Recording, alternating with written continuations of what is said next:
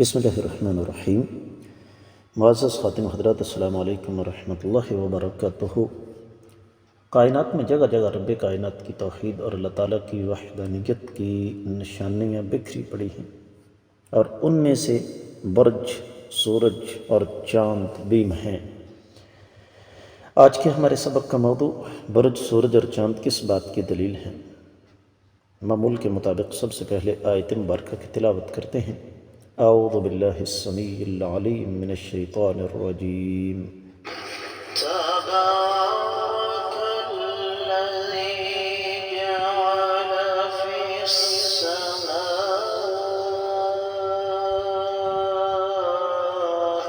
بروجا وجعل فيها سراجا وقمرا منيرا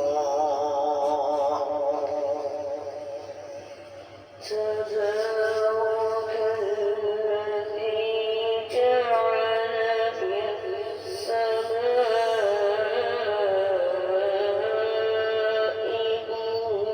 بروجا وجعل فيها سراجا وقمرا منيرا۔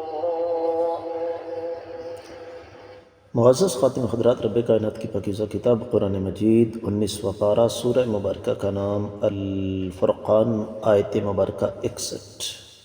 رب کائنات فرماتے ہیں تبارک، بابرکت ہے، الذی، وہ ذات بابرکت، جعل، جنہوں نے بنایا، فی السماء، آسمانوں میں، بروجن، برجوں کو، وجعل، اور بنایا، فیہا، اس میں، سراجن، سورج، وقمرن، اور چاند، منیرن، جو کہ روشن ہے۔ بامحاورہ ترجمہ، بابرکت ہے وہ ذات بابرکات جنہوں نے آسمان میں برج بنائے اور اس میں سورج بنایا اور روشن چاند بھی۔ امام ابن کثیر رحمۃ اللہ علیہ اس آیت مبارکہ کی تفسیر بیان کرتے ہوئے آغاز ہی یہاں سے کرتے ہیں کہ یقول تعالی ممجدا نفسہ، اللہ رب العزت اپنی بزرگی خود بیان کرتے ہوئے ارشاد فرماتے ہیں، اپنی عظمت بیان فرماتے ہوئے ارشاد فرماتے ہیں کہ اللہ رب العزت نے آسمانوں میں برج بنائے۔ اب وہ برج کیا ہیں؟ اس میں امام ابن کثیر رحمۃ اللہ علیہ فرماتے ہیں وحی الکواکب العظام، یہ بڑے بڑے ستارے ہیں۔ اور پھر فرماتے ہیں کہ یہ میری بات نہیں، امام مجاہد بن جبر، امام سعید بن جبیر، ابو صالح، امام حسن بصری اور امام قتادہ بن دیامہ رحمہم اللہ، ان سب نے یہی فرمایا ہے۔ اس کے بعد فرماتے ہیں کہ اصل میں بعض اہل علم کا یہ فرمان ہے، ہی قصور فی السماء للحرث، یہ بڑے بڑے محلات ہیں آسمانوں میں جو پہرا دینے کے لیے ہیں۔ اور یہ بات سیدنا علی، سیدنا عبداللہ بن عباس رضی اللہ تعالیٰ عنہما، محمد بن کعب، امام ابراہیم نخعی، سلیمان بن مہران اور اسی طریقے سے دیگر ائمہ ارشاد فرماتے ہیں۔ لیکن پھر امام صاحب خود فرما رہے ہیں کہ والقول الاول اظہر، پہلا قول زیادہ نمایاں ہے۔ لیکن پھر فرماتے ہیں کہ یہ بھی ممکن ہے کہ بڑے بڑے ستاروں کو رب کائنات نے محلات کی شکل دے دی ہو اور وہاں پر اللہ کے فرشتے پہرا دیتے ہوں۔ یہاں پر دونوں قول جمع ہو جاتے ہیں، جس طرح کہ رب کائنات ارشاد فرماتے ہیں وَلَقَدْ زَيَّنَّا السَّمَاءَ الدُّنْيَا بِمَصَابِيحَ وَجَعَلْنَاهَا رُجُومًا لِلشَّيَاطِينِ، یہ سورہ ملک کی 5ویں آیت مبارکہ ہے۔ اور یقینی طور پر ہم نے آسمان دنیا کو روشن چراغوں کے ساتھ سجا دیا، اور ہم نے انہیں شیطانوں کو رجم کرنے، شیطانوں کی مرمت کرنے کا ذریعہ بنا دیا۔ اور سراج سے مراد اہل علم یہ فرماتے ہیں کہ ابن کثیر رحمۃ اللہ علیہ کے بقول یہ سورج ہے، کیونکہ سورج بذات خود ایک چراغ کی طرح ہے، جس طرح کہ آگے جا کے 30ویں پارے کی 13ویں آیت مبارکہ سورۃ النبا سے ابن کثیر رحمۃ اللہ علیہ لے کر آئے ہیں وَجَعَلْنَا سِرَاجًا وَهَّاجًا، اور پھر فرماتے ہیں کہ قمراً منیرا، اس سے مراد چاند ہے جو کہ روشن ہے، اور ایک لفظ ہے یہاں پر مضیاً مشرقاً بنور آخر، کہ یہ چاند کی روشنی ایک اور قسم کی ہے۔ ظاہر ہے میں اور آپ اس بات سے بخوبی آگاہ ہیں کہ سورج اور چاند کی روشنی بالکل دو الگ الگ چیزیں ہیں، جس طرح کے پیچھے سورہ یونس گزری ہے 5ویں آیت مبارکہ امام ابن کثیر رحمۃ اللہ علیہ کرائے هو الذی جعل الشمس ضیاء والقمر نورا، اللہ تعالیٰ وہ ذات بابرکات ہیں جنہوں نے سورج کو ضیاء بنایا اور چاند کو نور بنایا۔ اور پھر سورہ نوح اس کی 15ویں اور 16ویں آیت مبارکہ امام ابن کثیر رحمۃ اللہ علیہ کرائے أَلَمْ تَرَوْا كَيْفَ خَلَقَ اللَّهُ سَبْعَ سَمَاوَاتٍ طِبَاقًا وَجَعَلَ الْقَمَرَ فِيهِنَّ نُورًا وَجَعَلَ الشَّمْسَ سِرَاجًا۔ سب کا مفہوم معزز خاتم حضرات ایک ہی ہے۔ تفسیر ابن کثیر میں جو کچھ بیان ہوا وہ اتنا ہی۔ آئیے دیگر کتب تفسیر کا جائزہ لینے کی کوشش کرتے ہیں۔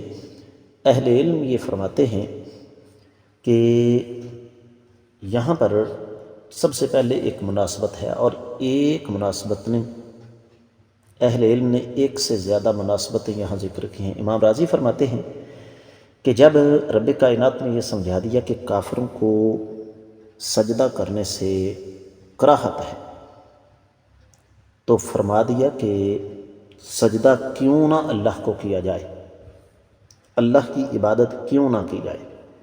پھر ایک دوسری مناسبت جو کہ تفسیر ابن بابدیس میں ہے کہ جب کافروں نے کہا کہ مر رحمان، رحمان کون ہے، تو رب کائنات نے پھر اس کا جواب دیا کہ رحمان وہ ہے جس ذات بابرکات نے آسمانوں میں مختلف برج بنائے، سورج اور چاند بنائے۔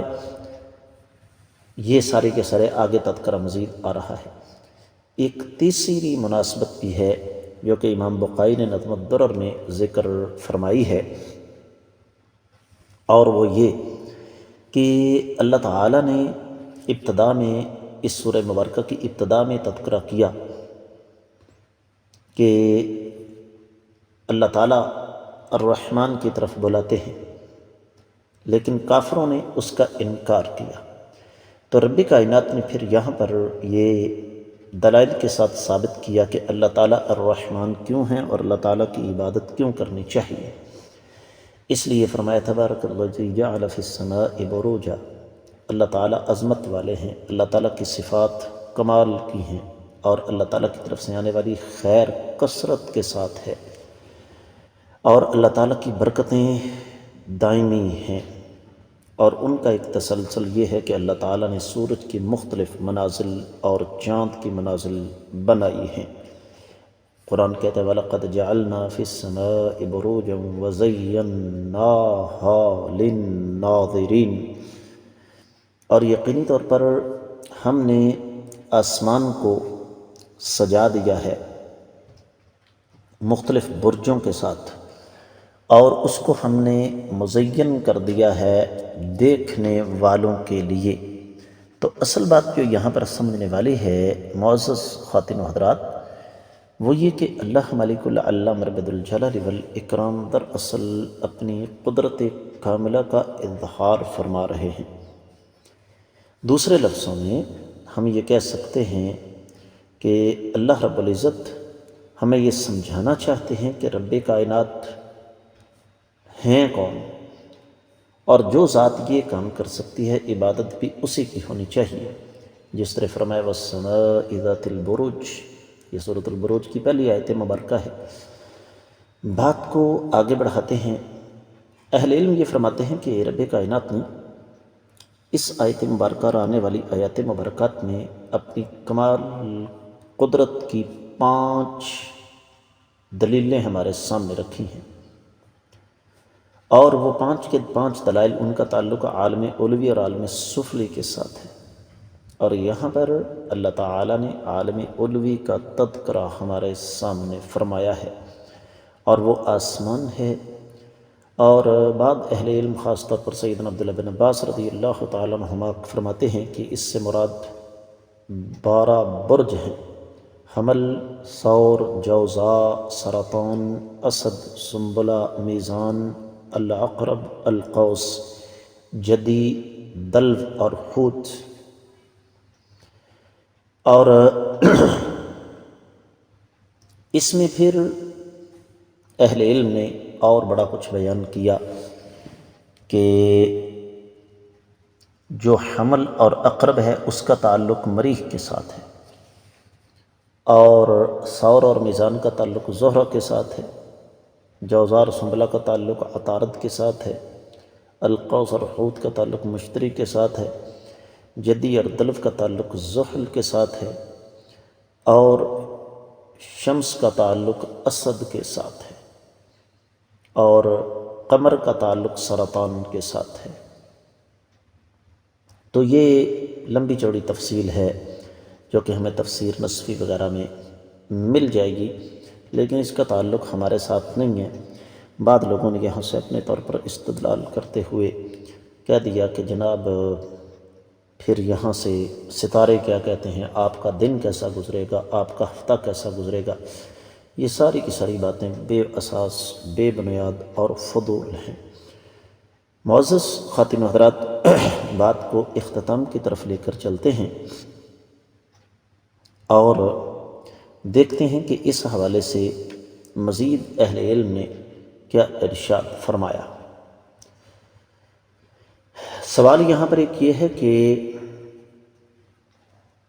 اللہ تعالیٰ نے لفظ استعمال کیا بروج، جو کہ برج کی جمع ہے، اور یہ بات میرے اور آپ کے علم میں ہونی چاہیے کہ لفظ برج یا برجی یہ ہمارے ہاں استعمال ہوتا ہے عام طور پر اس چھوٹے سے کمرے کے بارے میں، اس کو چھوٹے سے کمرے کے حوالے سے جہاں پر کوئی سیکورٹی والا، کوئی چوکیدار، کوئی سنتری، کوئی پہرے دار پہرا دیتا ہے۔ بعض اہل علم نے یہاں پر بڑی دور کی بات کی ہے، وہ فرماتے ہیں کہ اس کا اصل جو بنیاد ہے وہ تبرج ہے، اور تبرج کا معنی ظہور ہے۔